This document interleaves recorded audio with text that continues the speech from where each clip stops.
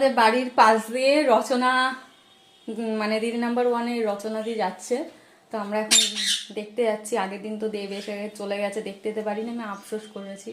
তো রচনা দিকে আমি দেখেছি আগেও, তো আবার বাড়ির কাছ দিয়ে যাবে তাই দেখতে যাচ্ছে। আর এই যে এখানে রেডি হচ্ছে যাবে বলে। কাজল করিস না, কেউ দেখবে না। দেব আসলে তাও দেব একটু তাকাতো, দিদি তো তাকাবেই না, হাতটা শুধু এমনি এমনি করে চলে যাবে। আমি তো চশমা পরবো, কি দেখছি আমি কাজল করছি না কি করছি। তো চলো আমি তাড়াহুড়ো করে এখন ওরা এসে গেল, আমাদের এখন কথা বলার সময় নেই, শিগগিরই চল দেখতে পাবো। তো চলো দিদিকে দেখতে যাবো। আর পয়সা খরচা করে দেখা আর পয়সা না খরচা করে দেখার মজা। আর বাড়ির পাশে তো, তার জন্যই তো আরো যাওয়া। তো চলো যাই, রাস্তায় গিয়ে ভিড়টা দেখাবো আর দিদিকে দেখাবো তোমাদেরকে। টাটা।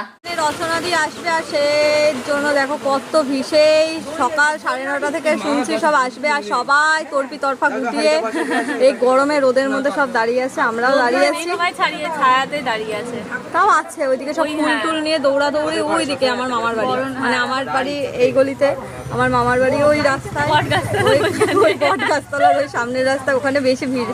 আমরা ওখানে যাইনি, আমরা এখানে ফাঁকাই ফাঁকাই চলে এসেছি। এখানে অনেক ফাঁকা, আর এইদিকে রাস্তা, আমরা এই সাইডে দাঁড়িয়ে আছি। তোমার এক্সপিরিয়েন্সটা কিরকম বলো? আমরা মন্দিরে দাঁড়িয়ে আছি, এখানে সব অনেক রাধেরা আছে, সকলে আছে।